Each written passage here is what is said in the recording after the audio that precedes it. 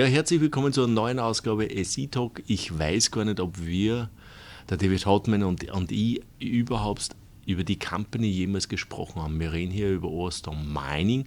Ich habe einen Conflict of Interest, ich bin Aktionär. Und er wird uns auf jeden Fall jetzt quasi ein Update geben, denn wann, dann haben wir das vor ein paar Jahren das letzte Interview gemacht. David, thank you for your time. First, I said in my introduction, I have a conflict of interest. I'm a shareholder. Second is, I have no really clue when we do the last interview. We met us really often. We discussed about the project and the company itself, but most of the time we don't do an interview. No, it's been several years. Yes, it's a long time ago. Yes. So then we can say it's more an introduction to your company. Yes. Give us a rough overview about the company, what you're doing, so the last few years, and then we talk about the future. Okay, very good. Orestone is a restructured company focused on exploration for large deposits or copper and gold porphyry deposits in Canada and in the country of Chile. We have 28 million shares outstanding and a management team that has been involved in the discovery of 40 to 50 million ounces, primarily in big gold porphyries with copper credits. Chile, Turkey, Mexico, Canada, that type of thing. 28 million shares is not really too much, must say. That's Yes, a beauty. It's a beauty of them that you see a lot of companies around and have a lot of shares outstanding, and you know exactly that a rollback must come. So the rollback is behind us. Yes. A few years, I think. So coming to the project itself, you said Chile and North America. So what is the flagship at the moment? What is the most interest project what you have in the company? That would be our Rescardo project in Chile. It is a copper exploration target that is an IP or an induced polarization anomaly. It is a kilometer long and at a minimum.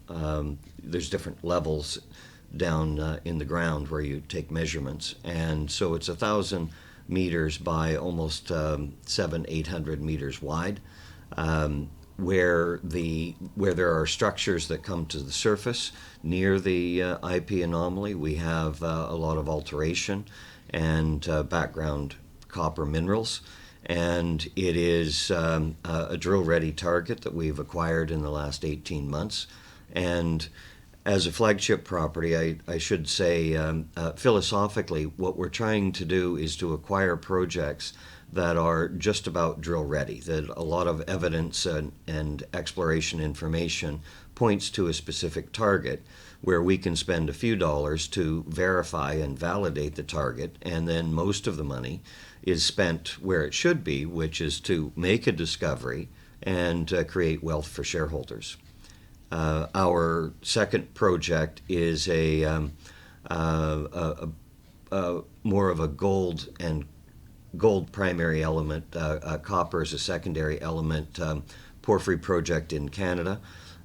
We've spent, and others have spent, about $4.5 million on the project to date.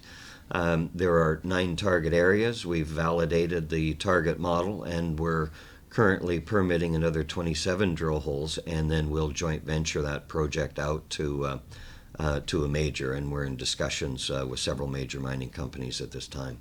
Mm-hmm.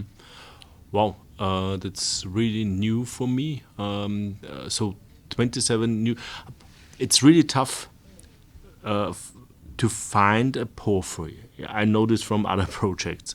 Porphyry are big elephants, but it's really hard to target them, really to find it. So, what you're planning now for this new project? How many drill holes you will drill, and how deep you must drill to confirm anything? Right. The current plan is between 3 to 6 drill holes at approximately 300 to 350 meters per drill hole. The budget would be a minimum of 150 US to a maximum of 300,000 US dollars.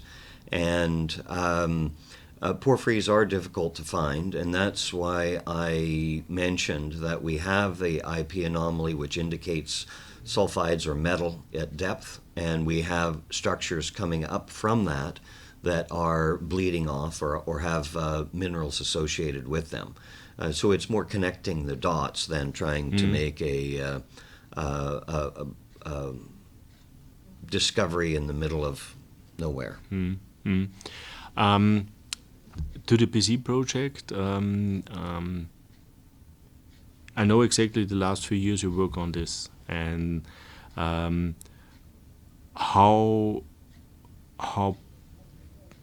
big is the chance that a major come in and make really these 27 drill holes?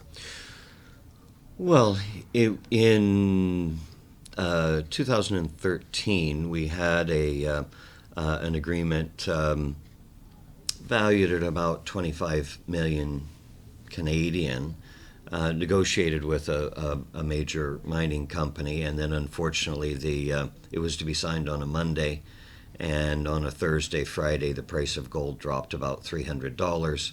Budgets were cut over the weekend, and no signed deal.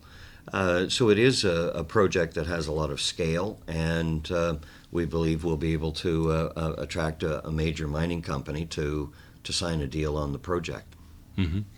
So that's the two major things to this year. One, the project in Chile that you drill by yourself, and the other one, find a joint venture partner for the big elephant in BC. Yes. And from them, you create both sides, create news flow, hopefully. Yes. And with them, you will lift the share price.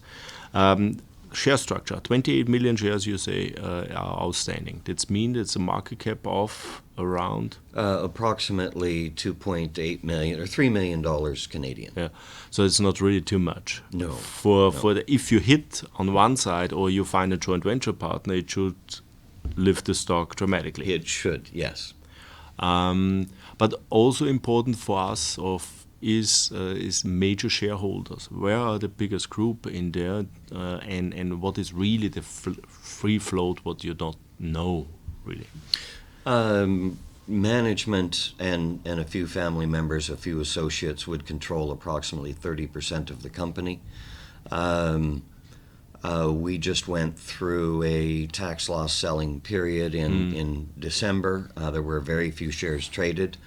And I would say that the shareholder base is pretty strong.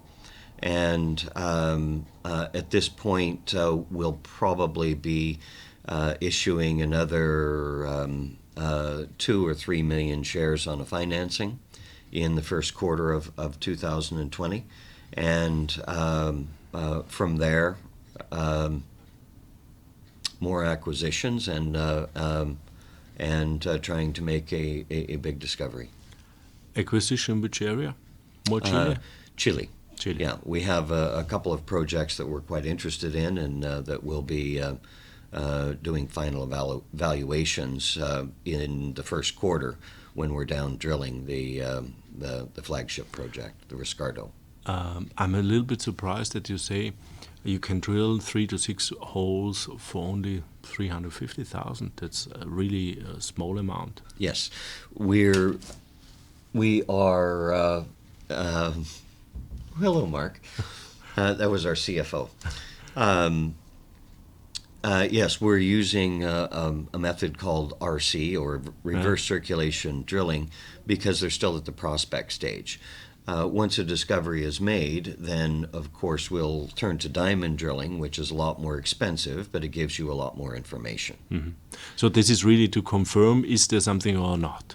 That's correct. As cheaply as possible. Yeah. But then we know exactly it's difficult to find this kind of elephants. Yes. Yes, we will admit that it is difficult to find them. Mother Nature is fickle. However, we have been involved in 4 in the past, over 40 million ounces of gold. And the new techniques, geophysics and so on, make it now much, much easier to find this. Yes, it makes it easier. Science is very important in the exploration business. Yeah. David, thank you for the update. Ja, was geht es darum? Also erstens einmal, wir haben eine Company, die extrem a tight Share Structure hat. Also 28 Millionen Aktien sind nicht viel. Das ist eine Marktkapitalisierung von gut, sage ich mal, 3 Millionen $. So, was sind zwei Sachen, die eigentlich extrem wichtig sind? Sie haben ein Drill-Ready Target in Chile, Porphyry. Ihre Suche sind vor allem Porphyry. Und dort wollen sie 3 bis 6 Bohrlöcher reinmachen für gut, ja, maximal $350.000. Das sind auch Sieg-Drill-Cores und sie wollen eigentlich nur feststellen, ob dort was ist oder nicht. Sie haben IP schon dort, damit können Sie schon mal besser definieren, wo ist was. Aber genau sehen tut man es erst dann, wenn man es bohrt. Und sollten die erfolgreich sein, dann müssen sie natürlich größere Bohrlöcher machen oder längere Bohrlöcher und vor allem auch Diamond Core Drilling. So, das ist die eine, ist Chile. Das andere ist BC, da haben sie schon $4,5 Millionen ausgegeben. 3 Millionen Market Cap ist die Company. Und sie haben jetzt ein Bohrprogramm für 27 Bohrlöcher aufgelegt. Das soll allerdings ein Joint Venture Partner machen. Und da reden sie mit vor allem große Companies. Ist das realistisch? Er sagt, 2013 oder sowas haben schon einen großen Partner gehabt. Das hätte unterschreiben werden sollen am Montag. Am Freitag ist der Preis von Gold massiv gefallen. Dadurch sind Budgets einfach gekürzt worden und es ist nie zur Unterschrift gekommen. Das heißt, es ist sehr wohl eine Chance, dass sich die dementsprechend ein Großer dafür interessiert. Sie haben auch sehr viele Daten, $4,5 Millionen Investment zeigt, dass da schon sehr viele Daten vorhanden ist und damit kann man auch Große natürlich ranziehen. Sollte einer dieser Events passieren und positiv sein, dann müsste die 3 Millionen natürlich sehr schnell nach oben gezogen werden. Das ist jetzt momentan die Situation und er macht jetzt dann nur eine kleine Finanzierung, 200.000 bis 400.000 $, damit er quasi dieses Explorationsprogramm machen kann. Das war's von Orestone Mining, Vienna 2020, Vancouver. Tschüss und Baba. Thank you. Ciao.